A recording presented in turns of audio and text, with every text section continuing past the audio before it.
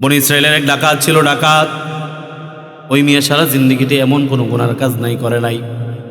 সারা জিন্দিগি চুরি করেছে, ডাকাতি করেছে, রাহাজারি লুণ্ঠন সব কিছু করেছে।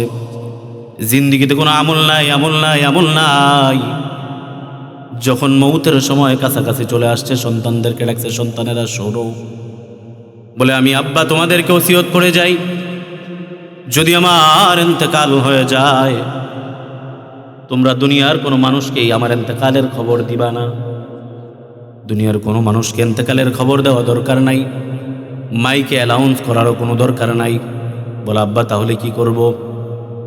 বলে ঘরের ভিতরে কিছু লাকড়ি একত্রিত করবা, লাকড়িগুলোকে একত্রিত করে ওই লাকড়ির উপরে আমাকে শোয়াই দিবা।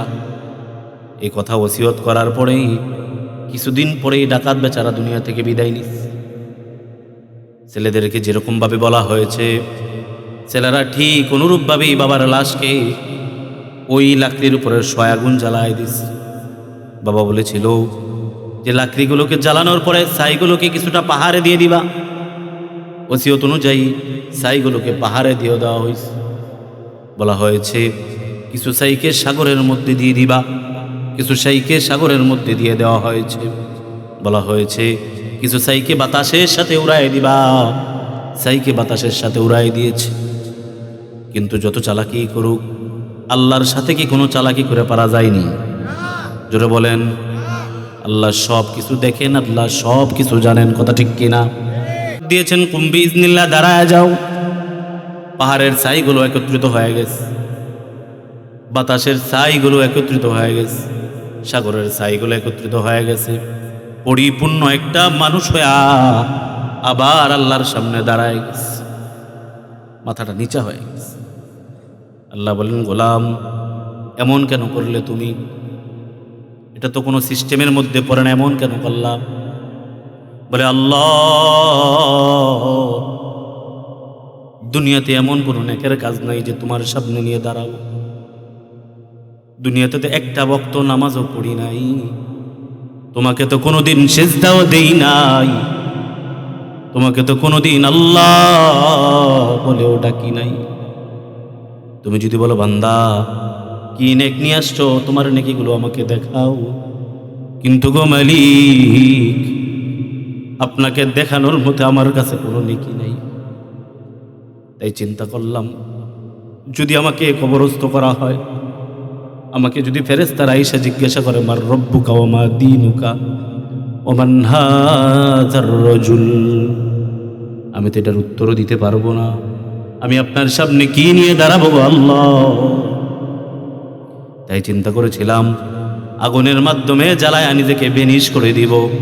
কিন্তু যত চালাকি করেছি, কোনো চালাকি আপনি আল্লাহর সামনে কাজে আসে নাই। আমাকে তো আপনার সামনে সেই দাঁড়াই যেতে হইল। আল্লাহ বলেন, এগুলো কেন করেছে? বলে আল্লাহ অনেক ভয় পেয়েছি, কারণ শুনেছি জাহান্নাম এমন হয়, জান্নাত এমন হয়, কবরে উত্তর না দিতে পারলে মাটি চাপা দেয়। আমার তো কোনোটাই নাই, আমি কি করবো আল্লাহ? আল্লাহ বলেন, গোলাম রে এসব কিছুকে তুমি আমার ভয়ে করেছো? বলে আল্লাহ হ্যাঁ নিশ্চয়ই আপনার ভয়ে করেছি। আল্লাহ বলেন, গোলাম তুমি যেহেতু আমার ভয়ে এসব করেছো, যাও আমি আল্লাহ তোমাকে মাফ কইরা চিরস্থায়ী জান্নাত দান করে দিলাম। আমিরুল মুমিনিন এত বেশি কান্নাকাটি করতেন যে কান্না করতে করতে করতে করতে চোখের এই দুই জায়গাতে দাগ পড়ে গিয়েছে। সুবহানাল্লাহ বলি। তো সাহাবায়ে কেরামগণ আমিরুল মুমিনিনের কাছে গিয়ে বলতেন, ও আমিরুল মুমিনিন, আপনি বিভিন্ন রাজ দরবারে যেয়ে থাকেন, বিভিন্ন দেশের রাজাদের সাথে বসেন, আপনার চোখের এই জায়গায় কালো দাগটা বড় খারাপ দেখায়। বলে তাহলে কি করতে হবে?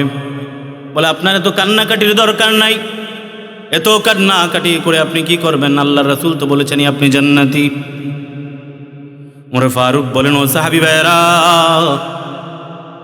তোমরা যে বললা আল্লাহর রাসূল আমাকে জান্নাতি বলেছেন, আর আমার আল্লাহ যদি আমাকে জিজ্ঞেস করে, ওমর আমি তো তোমাকে কালেমা নামক দৌলত দিয়েছিলাম, তুমি ছিলা কালেমা ছাড়া কালেমাহীন একজন মানুষ, তুমি রবকে চিন্তা না, নবী মুহাম্মদকেও চিন্তা না, কিন্তু আমি আল্লাহ তোমার দিলের ভিতরে হেদায়েতের নূর ঢেলে দিয়েছি। তুমি ওমর, আমি আল্লাহর জন্যে কি নিয়ে হাসরের ময়দানে আসছো? ও সাহাবী ভাইরা, ওই দিন আমি আল্লাহর সামনে দাঁড়ায় বলবো, আল্লাহ আপনি আমাকে নিয়ামত দিয়েছেন, নিয়ামতের শুকরিয়া তান।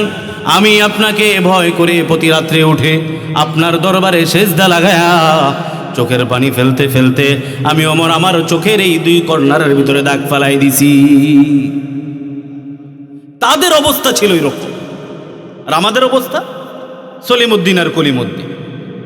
জান্নাতে যামু কি যাইতাম না তার তো কোনো গ্যারান্টিই নেই, আর যামু কি দিয়া? চোখটা বন্ধ করে চিন্তা করেন যে 60টা বছর হলো দুনিয়াতে আসলাম, কয়দিন আল্লাহকে আল্লাহ বলে ডাকছি, কয়দিন আল্লাহকে সেজদা দিয়েছি, কয়দিন মুয়াজ্জিন সাহেব যখন বললেন হাইয়া আলাস সালাত হাইয়া আলাল ফালাহ, যখন ডাক দিছে কতবার বারবার মসজিদে গিয়েছি, যদি হিসাব মিলায় দেখি 60 বছরে 10 ওয়াক্ত নাই, 20 ওয়াক্ত নাই, 50 ওয়াক্ত নাই। এমন মানুষ আছে না নাই? এরকম আছে না? এমন বহুত আছে যে মুয়াজ্জিন সাহেব একদিন না, মুয়াজ্জিন সাহেব একদিন আজান দেয়, এর মাথার ভিতরে কেরকেরাই নেই ওঠে। আছে না ওইরকম? আছে না? আমি বহু মানুষ এরকম দেখছি, তোর মাইকের আওয়াজটা তো বেশি, এরকম বলে না? কিন্তু হের বাড়িতে গায়ে হলুদেও ইল্লা মাশাআল্লাহ যদ্দূর সাউন্ড দেওন যায় তদ্দূর দিয়ে বক্স বাজানো শুরু করে। আছে না নাই? হের বাড়ির দিকে যে মাইক ঘুরাই দেয় পরের দিনে, মুয়াজ্জিন সাহেব কয়ও আসেনি? ওই কি হয়েছে ভাই, ও মাইকটাকে আমার বাড়ির দিকে দেওন লাগে? এমন লোক আছে না নাই?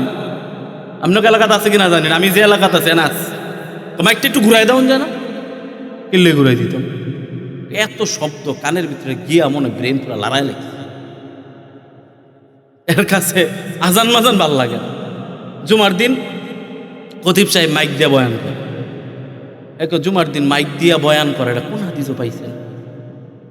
তা আমার কাছে এক পাগলাইছে, হুজুর সব মসজিদে কি মাইক দিয়ে বয়ান করন লাগে? তা আমি বললাম অসুবিধা কোথায়?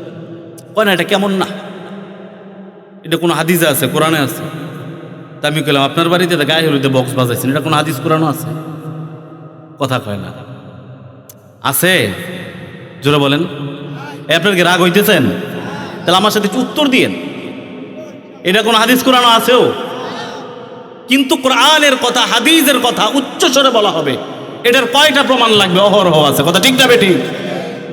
এরকম বহু মানুষ আছে যারা জীবন মসজিদে যায় না, নামাজ রোজার খবরই নেই, আবার দেখবেন বড় বড় কথা হয়, একদম কথার বেলায় বিচারের ভিতরে সবাই রাগে। আবার ভয় কি ভয়, ইল্লা মাশাআল্লাহ 2 আঙ্গুলের সিফাত একটা বিড়ি ধরায়। আছে না নাই? এরা হইছে এলাকার মাতবর, কিন্তু এলাকার প্রকৃতপক্ষে মাতবর হওয়ার দরকার ছিল ইমাম সাহেব। কথা ঠিক কিনা? কারণ এলাকাতে কোনটা সঠিক কোনটা বেঠিক এটা কোরআন এবং হাদিসের আলোকে ইমাম সাহেব নির্ণয় করবেন। কথা ঠিক বললাম না বেঠিক বললাম?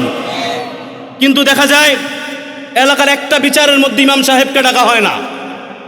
যখন তালাক নিয়ে ফেস লাগে হুজুরের কাছে দৌড়ায়, হুজুরও জিদ দিতে বউরে ছাইরা দিছি, এখন মিলানের ব্যবস্থা করে। আছে না নাই? এরকম পাগলের অভাব। আপনাকে খতিব সাহেব পাকনা মৌলবী মোহায় কথায় ফতুয়া দিত, লিখিত আকারে দিবেন, উনি লিখিত আকারে ফতুয়া দিবেন। কথা ঠিক কিনা? এবং এলাকার বিচারগুলোতে ইমাম সাহেবদেরকে আগে রাখবে। আমি সব জায়গায় বলি যে মানুষ যদি জিজ্ঞাসা করা হয় যে ইমাম শব্দের অর্থ কি, দেখবেন খুব ইমাম মানে নেতা, নেতারে দিয়ে তুমি মানো না, নেতারে তোমার মানতে তো সমস্যা কোথায়? যদি নেতাকে নেতা হিসাবে মানতে পারো তাহলেই নেতার হাতে হাত রেখে জান্নাত পর্যন্ত যাওয়া যায়। সুবহানাল্লাহ। আসতে করি এই জন্যে পরকালে যেহেতু যাবই, আল্লাহর সামনে যেহেতু দাঁড়াবই, এই জন্য নেকের কাজ করা দরকার আছে না নাই? আল্লাহর ভয় ঢুকানো দরকার আছে না নাই? আল্লাহর ভয় বেশি থেকে বেশি দিলে ঢুকাইতে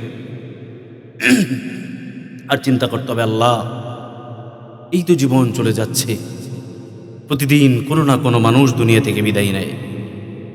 কোন দিন জানি আমি মসজিদ থেকে এলান আসে আব্দুর রহিম নাই, আব্দুল করিম দুনিয়ার বুকে নাই।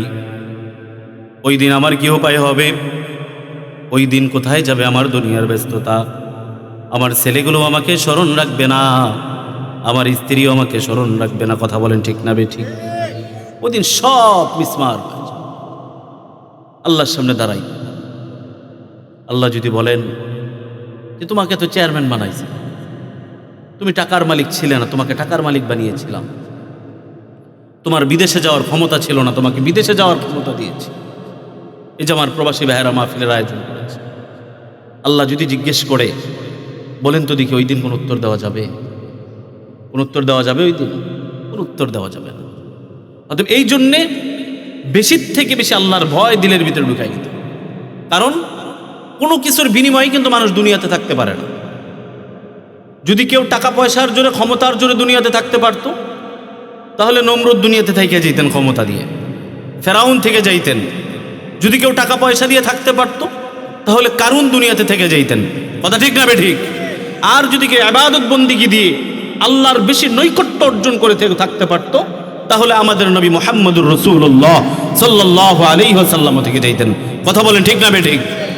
কিন্তু কোনো কিছুর বিনিময় দুনিয়াতে থাকা যাবে না, কোনো কিছুর বিনিময়ই না। অতএব দিলের ভিতরে ঢুকাইতে হবে, আল্লাহ যত কিছুই হই না কেন আমাকে তো আপনার সামনে দাঁড়াইতেই হবে। কথা ঠিক কিনা বলেন? আল্লাহর কাছে তওবা করি, মালিক জিন্দিগির সকল গুনাহ খাতাগুলো মাফ করে দেন। আল্লাহ মাফ করতে পারে কি পারে না? যারা বলেন পারে কি পারে না? আল্লাহ তো শুধু বান্দাকে মাফ করবার জন্য উসিলা খুঁজবে, যে বান্দার যদি কোনো উসিলা থাকে আমি আল্লাহ তাকে মাফ করে দিব।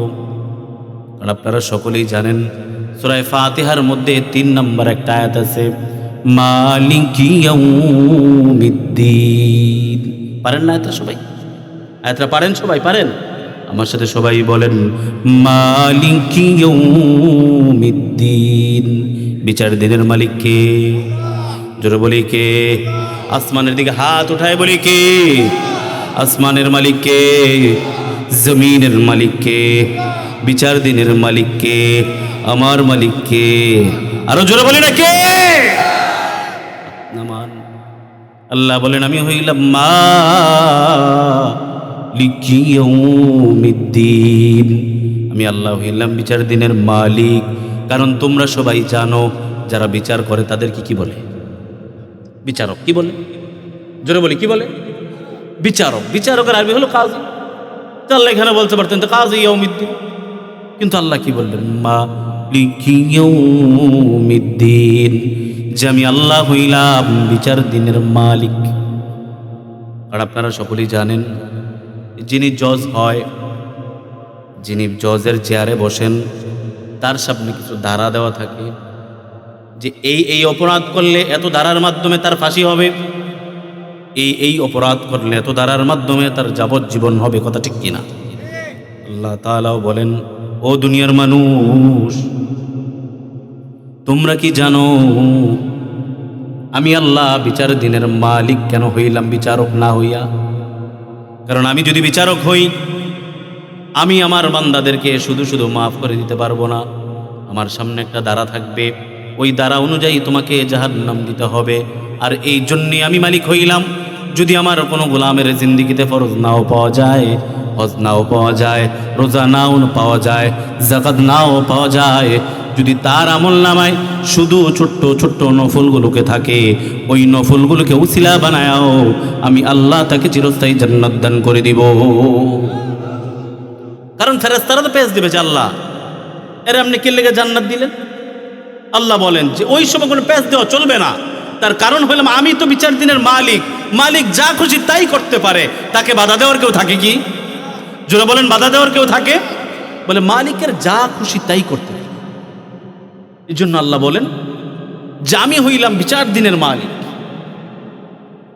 যে কোনো আমল নাই, কোনো আমল নাই, ভুলে চলে কোনোদিন নফল পড়ছে, কোনোদিন ভুলে 1 টাকা দান করেছে, আমি আল্লাহ ওইটাকে উসিলা বানাবো।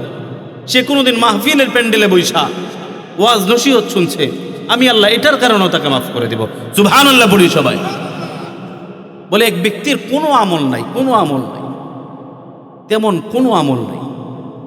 আল্লামা শিবলি নোমানি তার এক কিতাবের ভিতরে লেখেন যে আমি একবার বাইতুল্লাহ গেলাম বাইতুল্লাহ জিয়ারত করার জন্য। কি করার জন্য? বাইতুল্লাহ জিয়ারত করার জন্য। এখানে হাজী সাহেব আছেন কি? হজ করেছেন এমন কেউ আছেন? মাশাআল্লাহ মাশাআল্লাহ, এই তো অনেকগুলো হাজী সাহেব আছে। আল্লাহ তাআলা সবাইকে বাইতুল্লাহ জিয়ারতের তৌফিক দিক। এই কথাটাও জোরে কইতারেন না, বলেন না আমিন। আল্লামা শিবলি নোমানি বলেন, আমি বাইতুল্লাহ জিয়ারত করবার জন্য হজ্জে বাইতুল্লাহ গেলাম। আমি যাওয়ার পর দেখি একটা যুবক একবার বাইতুল্লাহর ভিতরে ঢুকে মসজিদে ঢোকার দোয়া কি, আল্লাহুম্মা ইফতাহ লি আবওয়াবা রাহমাতিক। কিন্তু আমি দেখি ছেলেটা মসজিদে পাড়া দেয় বলে সাল্লাল্লাহু আলাইহি ওয়াসাল্লাম। মসজিদ থেকে বের হয়, পড়ার কথা আল্লাহুম্মা ইন্নী আসআলুকা মিন ফাদলিক। ওইখানেও ছেলেটা বলে সাল্লাল্লাহু আলাইহি ওয়াসাল্লাম। আল্লামা শিবলি নোমানি বলেন, আমি খেয়াল করতে লাগলাম ব্যাপারটা কি। আমি দেখি ছেলেটা খাইতে বসছে, খাবারের শুরুতে পড়ার কথা বিসমিল্লাহি ওয়া আলা বারাকাতিল্লাহ, কিন্তু ছেলে বলে সাল্লাল্লাহু আলাইহি ওয়াসাল্লাম। সুবহানাল্লাহ পড়ি। আল্লামা শিবলি নোমানি বলেন, এখন আর আমার সহ্য হচ্ছে না। আমি ছেলেটাকে গিয়ে জিজ্ঞাসা করলাম, ও বাবা এদিকে আসো, তুমি কি অন্য কোনো দোয়া দরুদ জানো না? বলে হুজুর আমি সব দোয়া দরুদ জানি, আমি একজন হাফেজে কোরআন, আমি সব জানি। বলে তাহলে তুমি বারবার কেন সাল্লাল্লাহু আলাইহি ওয়াসাল্লাম পড়ো? বলে হুজুর এই প্রশ্ন আমাকে আজ অবধি কেউ করে নাই, আপনি করলেন। আপনাকে দেখে অনেক বড় আলেম মনে হয়, তাই আমি আপনার কাছে উত্তরটা দেই। আমি আব্দুল্লাহ এই দুরুদের মধ্যে যা পাইছি, দুনিয়ার অন্য কোনো দোয়ার ভিতরে এমন কোনো বরকত পাই নাই। বলে শুধু সাল্লাল্লাহু আলাইহি ওয়াসাল্লাম, এটার ভিতরে আমি এত বরকত পাইছি। সুবহানাল্লাহ পড়ি না সবাই? আল্লামা শিবলি নোমান একটু লাড়াচাড়া দিয়ে বসছে। বলে এমন কি পাইলা যার কারণে তুমি শুধু সাল্লাল্লাহু আলাইহি ওয়াসাল্লামই পড়ো? বলে হুজুর আজ থেকে বহু বছর আগে আমি আমার আব্বাকে নিয়ে হজে আসছিলাম, আমি আমার বাবাকে নিয়ে হজে আসলাম। আমাদের সাথে যেই কাফেলা ছিল, ওই কাফেলা সহ আমরা হজের কাজ সম্পন্ন করেছি। যেদিন আমরা হজ থেকে বাড়ির পথে রওনা দিব, ওই অবস্থাতে আমার পিতার গায়ে জ্বর আসছে। জ্বর, আমার পিতার শরীরে এত পরিমাণে জ্বর যে তখন তো বিমান ছিল না, জাহাজ ছিল না, ওঠের পিঠে কইরা বা ঘোড়ার পিঠে করে যাইতে হইতো। ওই ছেলে বলেন, হুজুর আমার বাবার শরীরে এত পরিমাণে জ্বর আসছে যে তিনি আর ঘোড়ার পিঠে ওঠার মতো কোনো অবস্থায় নাই। বলে তারপরে কি করলা? বলে হুজুর আমরা কাফেলা থেকে পৃথক হয়ে গেলাম। পৃথক হয়ে কাফেলাকে বললাম তোমরা চলে যাও, আমরা পরবর্তীতে আসতেছি। আল্লামা শিবলি নোমানি বলেন, তারপর কি হলো? বলে আমার আব্বার জ্বর যখন কিছুটা কমলো, আমি আর আমার আব্বা আবার ঘোড়ার পিঠে চলে আমাদের বাড়ির দিকে রওনা দিলাম। কিছু দূর যাওয়ার পর যখন সন্ধ্যা হয় বাপ, আমি দেখলাম আমার আব্বা ঘোড়ার পিঠে কেমন জানি হেলো দুলো করছে, গায়ে হাত দিয়ে দেখি আবারও জ্বর বাইরে গেছে। বিশাল বড় মরুভূমি, এর মধ্যে আমরা তাবু গাড়লাম। আমার বাবাকে তাবুর ভিতরে শোয়াই দিলাম। কোনো পানির ব্যবস্থা নাই। আমি নিজে নিজে একটা তেনা ছিল, এটা হালকা কিছু খাবারের পানি, সেটা দিয়ে ভিজায়া আমি আবার বাবার মাথার উপরে বারবার দিচ্ছি, কিন্তু জ্বর কমে না, জ্বর শুধু বাড়ে। আমি চিন্তা করতে লাগলাম, আল্লাহ এত রাত্রে এখানে ডাক্তার পাবো কোথায়? কোনো মানুষ নাই, জনমানুষহীন এলাকা, এখানে কোনো ডাক্তার কবিরাজও নাই, কি করব? সকাল হোক। আল্লাহর বান্দা বলেন, তারপর কি হলো? বলে যখন রাত্র গভীর হয়, হঠাৎ করে দেখি আমার বাবা সেন্সলেস হয়ে গেছে, এখন আর চেতন নাই, অচেতন হয়ে গেছে। শরীরের ভিতরে হাত দিয়ে দেখি আমার বাবার শরীর থেকে রূপটা বের হয়ে গেছে। আল্লাহর বান্দা চিন্তায় পড়ে গেছে, এখন কি করব? এখানে কিভাবে দাফন কাফনের ব্যবস্থা করব? আব্দুল্লাহ বলেন, ও হুজুর আমি কিছুক্ষণ আমার বাবার লাশের দিকে তাকায় রইলাম। আমি দেখতেছি আমার বাবার লাশটা আগে যেই রকম ছিল, হঠাৎ করে কেমন জানি কালো বর্ণ হয়ে যাচ্ছে। কালো হইতে হইতে হঠাৎ করে দেখি যে লাশটা তখন যেরকম সুন্দর ছিল, চেহারাটা মানুষের চেহারার মতো ছিল, কিন্তু এখন দেখি বাবার চেহারাটা এখন আর মানুষের চেহারার মতো নাই। আমার বাবার চেহারাটা কেমন জানি জন্তু জানোয়ারের চেহারা হয়ে গেছে। নাউজুবিল্লাহ পড়ি সবাই। আল্লামা শিবলি নোমানি বলেন, তারপর কি হলো? এটা দেখে আমি বড় চিন্তায় পড়ে গেছি। আল্লাহ, কোন বিপদে ফালাই দিলেন। এখন যদি দুনিয়ার মানুষদেরকে ডাকি, মানুষ ঈশা যদি আমার বাবার চেহারাটা এমন দেখে, তারাই বা কি মন্তব্য করবে? আমি এরকম চিন্তা করতে করতে করতে করতে ঘুমায় গেলাম। হঠাৎ করে দেখি ঘুমের ঘরের মধ্যেই কে যেন একটা নূরের আলো আমাদের তাঁবুর ভিতরে পড়তেছে। সুবহানাল্লাহ বলি। বলে আমাদের ঘরের ভিতরে, তাঁবুর ভিতরে একটা আলো ঝলমল ঝলমল করতেছে। বলে তারপর কি হলো? বলে আমি দেখি কে যেন একটা মানুষ সাদা পোশাক পরে সামনে দাঁড়ায় গেছে। আমার বাবার উপর দিয়ে দুই পাশে দুই পা দিয়ে দাঁড়াইছে। সুবহানাল্লাহ পড়ি। দুই পা দিয়ে দাঁড়ায় তার হাতের ভিতরে থুতু নিল। আমি দূর থেকে দেখতেছি, স্বপ্নে থেকে দুই হাতে থুতু নিয়ে আমার বাবার চেহারার উপরে লেপন করে দিয়েছে। আমার বাবার চেহারাটা আগে যতটা সুন্দর ছিল, আমার আল্লাহ, ওই আল্লাহর ওলি, ওই থুতু লেপন করে দেওয়ার পর আমার বাবার চেহারাটা আমার আল্লাহ আগে থেকে আরো সুন্দর করে দিয়েছে। উনি বললেন, আমি স্বপ্নের ভিতরেই ওই আল্লাহর বান্দার পা চাইপা ধরছি। বলে আপনি কে?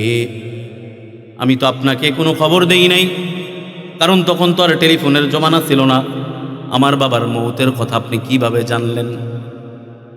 ওই মুরব্বী বলেন, ও আব্দুল্লাহ, তুমি হয়তো বা আমাকে চিনবে না, কিন্তু তোমার বাবা আমাকে খুব ভালো করেই চিনত। সুবহানাল্লাহ পড়ি।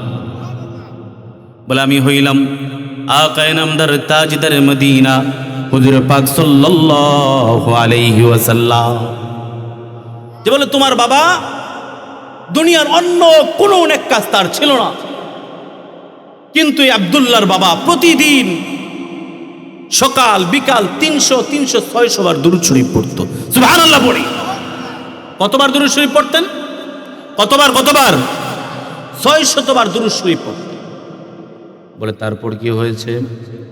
বলে আমার আল্লাহ দুনিয়ার যেই কোনো মানুষ দুরূদ পড়ে তার কাছ থেকে আমার কাছে দুরূদ পৌঁছানোর জন্য আমার আল্লাহ 2 জন ফেরেশতা রাখছে। কয়জন?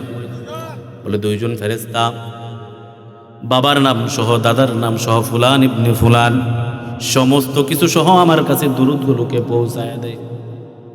আমি দেখেছি তোমার বাবা ঈদের দিনও 300 বার দুরূদ পড়ছে, ছুটির দিনগুলোতেও পড়ছে, কিন্তু আজকে হঠাৎ করে দেখলাম ফেরেশতারা যখন নামের লিস্টগুলো নিয়ে গেল, আমি দেখলাম তোমার বাবার নাম আছে, কিন্তু তোমার বাবার নামের সাথে দুরূদগুলো নাই। সুবহানাল্লাহ পড়ি। বলে আমি ফেরেশতাদেরকে জিজ্ঞেস করলাম, এই ব্যক্তি তো কখনো দুরূদ মিস দেয় না, আজকে দুরূদ কোথায়? বলে হুজুর, আপনার এই মুহাব্বতের বান্দা যে আপনাকে এত ভালোবাসতো, সে ব্যক্তি অনেকক্ষণ অসুস্থ ছিল, অসুস্থতার কারণে মাওলার দিদার লাভ করে আল্লাহ তাআলা তাকে আল্লাহর কাছে নিয়ে গেছে। সুবহানাল্লাহ পড়ি। তো বলতেছেন যে আমার আল্লাহ তার সাথে ব্যবহার কি? বলে আপনার আল্লাহ সে তো দুনিয়াতে অন্য কোনো নেকের কাজ করে নাই, তা আল্লাহ তার চেহারাটাকে বিগড়াই দিয়েছে। তাই যেহেতু এই ব্যক্তি আমার উপরে এত দুরূদ পড়েছে, আমি আমার রওজায় দাঁড়ায় থাকতে, শুয়ে থাকতে পারি নাই, আমি তোমার বাবাকে দেখার জন্য আমি মুহাম্মদুর রাসূলুল্লাহ ছুটে চলে আসছি, শুধু দুরূদের কারণে। এই অবস্থাতে হঠাৎ করে ছেলের ঘুম ভাঙার পর সে আবার বাবার চেহারার দিকে তাকায়। আল্লামা শিবলি নোমানিকে বলেন, হুজুর, আমি এতক্ষণ তো ঘুমের ভিতরে যা দেখেছিলাম, এখন বাস্তবতা দেখি। বাস্তবে তাকায় দেখি, সত্যি আমার বাবার চেহারাটা আগে যতটা সুন্দর ছিল, আমার আল্লাহ তার থেকেও বেশি সুন্দর করে দিয়েছে। এখন চিন্তার বিষয়, সকালবেলা যখন ফজর হবে, জানাজা করব, দাফন কাফনের ব্যবস্থা করব, এই চিন্তা করে লাশের সামনে বসা। তা আল্লাহর বান্দা যখন ফজরের রক্ত হয়েছে, তিনি ফজরের নামাজে দাঁড়াইছেন, তেলাওয়াত শুরু করে দিয়েছেন, আলহামদুলিল্লাহি রাব্বিল আলামিন আর রহমানির রহিম মালিকি ইয়াউমিদ্দিন ইয়াকা না'বুদু ওয়া ইয়াকা নাস্তাঈন ইহদিনাস সিরাতাল মুস্তাকিম সিরাতাল লাযীনা আন'আমতা আলাইহিম গায়রিল মাগদুবি আলাইহিম ওয়ালাদ-দাল্লিন। আল্লামা শিবলি নৌমানিকে বলেন, হুজুর এরকম ভাবে যখন আমি নামাজে দাঁড়াইলাম, নামাজের তেলাওয়াতগুলো করতেছিলাম, হঠাৎ করে আমি শুনি আমার পিছনে আনাগুনা শোনা যায়, সুবহানাল্লাহ পড়ি। যেই জনমানুষহীন এলাকা, যেখানে কোনো মানুষ থাকার কথা নয়, সেখানে দেখি কারা জানি আমার পিছনে গুনগুন গুনগুন করে। আমি তাড়াতাড়ি করে নামাজ শেষ করলাম, সালাম ফিরাইলাম। সালাম ফিরায় পিছনে দেখি আমার পিছনে শয়ে শয়ে মানুষ সারিবদ্ধভাবে দাঁড়িয়ে আছে। উনি সালাম ফিরাই ঘুরে বসছে, বলে ব্যাপার কি, এখানে আপনারা কোত্থেকে আসলেন? আপনাদের কাউকে তো খবর দেওয়া হয়নি, আমি তো কোনো অ্যালাউন্সও করি নাই, কে আপনাদেরকে বলল? বলে, ও যুবক ভাই, আমরা যখন রাত্রিবেলা ঘুমের ঘরে ছিলাম, কে যেন আমাদের ঘরের দুয়ারে গিয়ে টক দিতেছিল ভাবে, ডাক দিয়ে আর বলেন, ও আল্লাহর বান্দারা, কে কোথায় আছো? ওই মরুভূমির মাঝখানে একজন আল্লাহ ওয়ালার ইন্তেকাল হয়েছে। সুবহানাল্লাহ পড়ি। বলে, একজন আল্লাহ ওয়ালার ইন্তেকাল হয়েছে, যারা ওই আল্লাহ ওয়ালার জানাজায় শরীক হবে, দাফন কাফনের ব্যবস্থা করবে, আমার আল্লাহ তাদেরকে বিনা হিসাবে জান্নাত দান করবেন। এই জন্য বলি, দুরূদ পড়া দরকার আছে না নাই? যারা বলেন আছে না নাই? আল্লামা শিবলি নৌমানি কথা শুনা আশ্চর্য হয়ে গেছেন। হ্যাঁ, সত্যিই তো তুমি দুরুদের ভিতরে অনেক কিছু পেয়েছো, এজন্য তুমি দুরুদ ছাড়তে চাও না। হ্যাঁ, তুমি দুরুদের আমল চালায় যাও, আমিও বিশ্বাস করি এই দুরুদের বিনিময়ে আল্লাহ তাআলা তোমাকেও কবুল করে নেবেন। কারণ পৃথিবীতে যত আমল আছে, যত কিছু আমল আছে, সব আমলগুলো মানুষ করে, আল্লাহ কোনোটা করেন না। আল্লাহ নামাজ পড়েন, জোরে বলেন, রোজা করেন, হজ করেন, যাকাত দেন, কিন্তু আল্লাহ একটা বলেন। আল্লাহ তাআলা বলেন, ইন্নাল্লাহা ওয়া মালাইকাতাহু ইউসাল্লুনা আলান নবী। আল্লাহ বলেন যে আমি আমার বন্ধুর উপরে দুরূদ পড়ি, আমি তোমাদেরকেও বলি, আমার ফেরেশতাদেরকেও বলেছি আমার বন্ধু মুহাম্মদের উপরে দুরূদ পড়বার জন্যে। এই জন্য দুরূদ পড়া দরকার আছে না নাই? এখন বিষয় হলো, রাসূলের কথা শুনলেও তো কারো শরীরে আবার অ্যালার্জি শুরু হয়ে যায়, আছে না নাই? কারণ আমরা জানি আসমানের নিচে জমিনের উপরে আল্লাহর পরে সবচেয়ে দামি ব্যক্তির নাম কি? মুহাম্মাদুর সাল্লাল্লাহু আলাইহি ওয়াসাল্লাম। কিন্তু এখন তো দেখি, আরে বাপ রে বাপ, এমন কিছু দরবার বাড়িছে, হুমরা সুমরা থাকে, লাল ফটকা শরীরে বাইন্দা ঘুরে, অমুক বাবা তুমুক বাবা, তাদেরকে উঠাইতে উঠাইতে এমন এক অবস্থায় নিয়ে ঠেকাইছে, কিসের নবী কিসের আল্লাহ, সবার উপরে তাকে উঠায় দেয়, আছে না নাই? এরকম বন্ডদের যেখানে পাবেন, কঠিনভাবে শায়েস্তা করতে হবে। পারবেন? যারা বলেন পারবেন কি পারবেন না? কারণ এরকম অনেক মানুষ আছে যারা রাসূলকে মানতে চায়, সুন্নতের কথা বলে এখন শরীরে অ্যালার্জি শুরু হয়ে যায়, আছে না নাই? তো অনেক মানুষ আছে যে ক্ষমতার জোরে আল্লাহ রাসূলকে মানতে চায় না, সৌন্দর্য জোরে মানতে চায় না। যায় বয়ানের শুরুতে যে আয়াতে কারিমা তেলাওয়াত করেছিলাম, মা আগনা আনহু মালুহু ওয়া মা কাসাব, শেষ দিকে চলে আসতেছে, যে আল্লাহ তাআলা আবু লাহাবের উপর আয়াত নাযিল করছে। তা আবু লাহাবের কাছে আল্লাহ রাসূল যখন দাওয়াত নিয়ে গেছে যে চাচা আমার দাওয়াতটা গ্রহণ করেন, তো কিছু মানুষ ওই সময় আবু লাহাব আল্লাহ রাসূলের দাওয়াতটা মানে নাই। কেন মানে নাই? কেন মানে নাই? তার একটা কারণ হলো, আবু লাহাব নিজেকে খুব সুন্দর, ক্ষমতাবান, অহংকারী ছিলেন। কারণ আবু লাহাব, যাকে আগুনের পিতা বলা হইতো, মানে আগুন যখন জ্বালায় দেয় মাথাটাতে একটু লাল লাল ভাব হয় না ভাই, সুন্দর লাগে দেখতে, ঠিক আবু লাহাব যখন রাস্তা দিয়ে হাঁটতেন দূর থেকে দেখা যেত এতটা সুন্দর লাগে। তা আবু লাহাব চিন্তা করতেন যে মুহাম্মদ আমার ভাতিজা, এর আবার নবী হিসেবে মানব কেন, তাকে মানা যাবে। আবার চিন্তা করলো যে আমার ক্ষমতা কি কম আছে, আমার ক্ষমতা তো অনেক, আমি তাকে মানবো কেন? এরকম আছে না নাই? ওমরে ফারুক যেদিন কালেমা পড়েন, কালেমা পড়ার 1 কিংবা 2 দিন পরে আল্লাহ রসুলের কাছে গেছেন।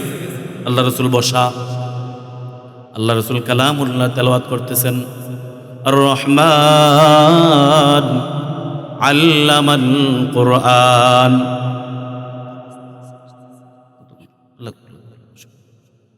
খলাকাল ইনসান।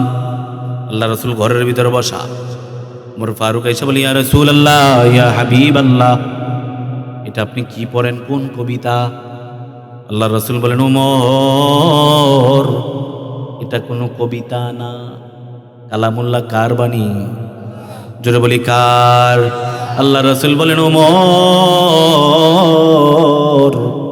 যে আল্লাহ তোমাকে বানাইছে ওই আল্লাহর কালাম এটা। বলে কোরআন কি সত্য? বলে আমি রাসূল কি মিথ্যা বলি নাকি? আমি রাসূল তো মিথ্যা বলি না, কোরআন সত্য, সব কিছু সত্য। বলি ইয়া রাসূলুল্লাহ, ইয়া হাবিবাল্লাহ, তাহলে সত্য জিনিস কি কোনোদিন পর্দার অন্তরালে থাকে নাকি? এই সত্য কি আড়ালে থাকে? জোরে বলেন, আর একটু জোরে। ওমর ফারুক বলেন, ইয়া রাসূলুল্লাহ, ইয়া হাবিবাল্লাহ, সত্য তো কখনো আড়ালে থাকতে পারে না, একটু প্রকাশ্যে আসা দরকার। আল্লাহ রাসূল বলেন, ওমর, এখন তো আমাদের ওই রকম শক্তি নাই, কেমনে প্রকাশ্যে যাব? বলে কেন? বলে আবু জাহেল আছে, উতবা আছে, সাহেবা আছে, আবু লাহাব আছে, তারা তো আমাকে নিঃশেষ করে দিবে। দেখো না বাইতুল্লাহর মধ্যে তারা মূর্তি ঢুকাই দিছে। ওমর ফারুক বলেন, ইয়া রাসূলুল্লাহ, আজকে থেকে আমি ওমর বললাম আর কোনো গোপনে হবে না। সুবহানাল্লাহ। ওমর বলেন, ইয়া রাসূলুল্লাহ, আমি ওমর আপনার দলে আসছে, আপনার কি সাহস বাড়ে নাই? ওমর ফারুক বলেন, ইয়া রাসূলুল্লাহ, ইয়া হাবিবাল্লাহ, আমি ওমর বললাম আর গোপনে হবে না। ইসলামের কাজ কি গোপনে না প্রকাশ্যে? জোরে বলেন, গোপন না প্রকাশ? ওমর ফারুক বলেন, ইয়া রাসূলুল্লাহ, হাতা গুসান, এটা বইলা তাফসীরের কিতাবে আসছে ওমর ফারুক হাতগুলো কেমনভাবে গুছাইছে। আল্লাহ রাসূল তার বাম দিকে ছিল, আল্লাহ রাসূলের হাতে ওমর ফারুক হাত দিয়েছেন। বলি, ইয়া রাসূলুল্লাহ, বাহিরে চলেন। সুবহানাল্লাহ। এরা বাইতুল্লাহ চত্বরে গিয়ে দাঁড়াইছে। সুবহানাল্লাহ বলি। প্রকাশ্যে ওই দিন থেকে তাকবীর শুরু হয়। তার আগে মুসলমান কোনোদিন উচ্চস্বরে তাকবীর বলতে পারেনি। ওমর ফারুক আল্লাহ রাসূলের হাতে দইরা মসজিদে হারামাইন শরীফের সামনে গিয়ে বাইতুল্লাহর সামনে দাঁড়াইছে। বলি, ইয়া রাসূলুল্লাহ, ইয়া হাবিবাল্লাহ, এই ঘরটা কার? বলে এটা আল্লাহর। বলে এখানে ইবাদত হবে কার? বলে এখানে ইবাদত হবে আল্লাহর। কার ইবাদত? আল্লাহর ইবাদত। ওমর ফারুক হাতটাকে গুছায় বলেন, ইয়া রাসূলুল্লাহ, আল্লাহর সবচেয়ে মজবুতি তাকবীর কোনটা? আল্লাহ রাসূল বলে, আল্লাহু আকবার। জোরে বলেন, আল্লাহু। ওমর ফারুক হাত গুছাইয়া উচ্চস্বরে হাতকে উপরে তুইলা বলেছেন, লিল্লাহি তাকবীর। আমরা বলি লিল্লাহি তাকবীর। ওমর ফারুক যখন তাকবীর দিছে, আবু জাহিল দুয়ার খুলছে। সুবহানাল্লাহ। আবু জাহেল দুয়ার খুললা বলে, কেডাই রে? তাকবীর দিল কে? ওমর ফারুক বলেন, চাচা আমিও। বলে তুমি কে? বলে আমি ওমর, চেহারা দেখে চিনেন নানি? বলে ওমর, কেন তুমি তাকবীর দিলা? বলে কেন টেন বুঝি না, আমি ওমরকেই তো মুহাম্মদকে হত্যা করবার জন্য পাঠাইছিলেন, কিন্তু আমার আল্লাহ আমাকে হেদায়েতের নূর দিয়ে আমাকে কালেমা পড়াই দিয়েছেন। এখন আমি ওমর ইসলামের পক্ষে আছি। যদি বাপের বেটা হন, কালেমার উপরে বাধা দিতে হয়, তাকবীরের আওয়াজকে বাধা দিতে হয়, আসেন আমি ওমরের সাথে লড়াই করেন। সুবহানাল্লাহ। বাপের বেটা হইলে সামনে আসে, লড়াই হবে, সামনে আসেনি বা? আবু জাহিল এক পাও আগায়, দুই পাও পিছায়। সুবহানাল্লাহ।